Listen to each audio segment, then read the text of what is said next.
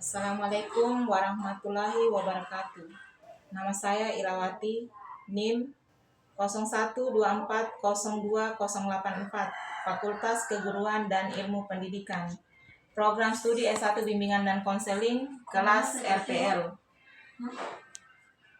Saya akan membawakan materi saya yang berjudul Penyelenggaraan Bimbingan dan Konseling Sekolah Dasar SD. Ada dua yang melandasi penyelenggaraan bimbingan dan konseling.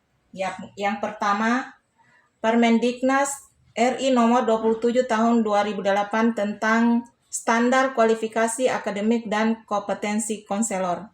Yang kedua, Permendikbud nomor 111 tahun 2014 tentang bimbingan konseling pada pendidikan dasar dan pendidikan menengah.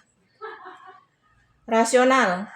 Pendidikan pada sekolah dasar merupakan landasan penting dalam pengembangan sikap, pengetahuan, dan keterampilan dasar yang diperlukan oleh setiap peserta didik untuk menjadi pembelajar yang sehat, cakap, dan percaya diri, serta siap melanjutkan studi. Hakikat bimbingan dan konseling. Bimbingan dan konseling adalah upaya sistematis, objektif, logis, dan berkelanjutan, serta terprogram yang dilakukan oleh guru bimbingan dan konseling atau konselor untuk memfasilitasi perkembangan peserta didik atau konseli dalam mencapai kemandirian.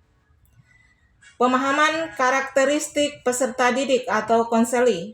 Peserta didik atau konseli adalah subjek utama layanan bimbingan dan konseling di sekolah. Guru bimbingan dan konseling atau konselor perlu memahami karakteristik peserta didik atau konseli sebagai dasar pertimbangan dalam merancang dan melaksanakan layanan bimbingan dan konseling di sekolah. Karakteristik peserta didik atau konseli di sekolah dasar. Karakteristik peserta didik di sekolah dasar yang perlu dipahami meliputi aspek berikut, yaitu yang pertama aspek fisik, motorik, 2. Aspek kognitif, 3. Aspek sosial, 4. Aspek moral, 5. Aspek religius. Tugas perkembangan peserta didik atau konseli sekolah dasar. Tugas perkembangan adalah serangkaian tugas yang harus diselesaikan peserta didik atau konseli pada periode kehidupan atau fase perkembangan tertentu. Menurut Cardinata et al. 2002 bahwa layanan bimbingan dan konseling merupakan salah satu bentuk fasilitas peserta didik atau konseli mencapai tugas-tugas perkembangan. Tugas-tugas perkembangan peserta didik atau konseli sekolah dasar adalah 1. Memiliki kebiasaan dan sikap dalam beriman dan bertakwa kepada Tuhan Yang Maha Esa. 2. Mengembangkan keterampilan dasar dalam membaca, menulis, dan berhitung. 3. Mengembangkan kata hati, moral, dan nilai-nilai sebagai pedoman perilaku. 4. Mempelajari keterampilan fisik sederhana. 5. Belajar bergaul dan bekerja dalam kelompok sebaya. Dan seterusnya. Keterkaitan tugas perkembangan dan standar kompetensi kemandirian peserta didik.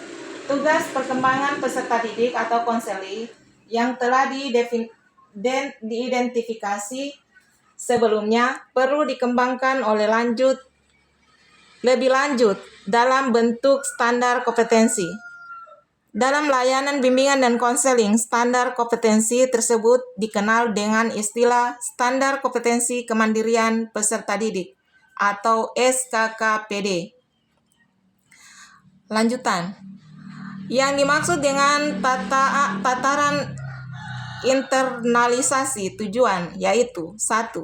Pengenalan untuk membangun pengetahuan dan pemahaman peserta didik atau konseli terhadap perilaku atau standar kompetensi yang harus dipelajari dan dikuasai. 2. Komodasi untuk membangun pemaknaan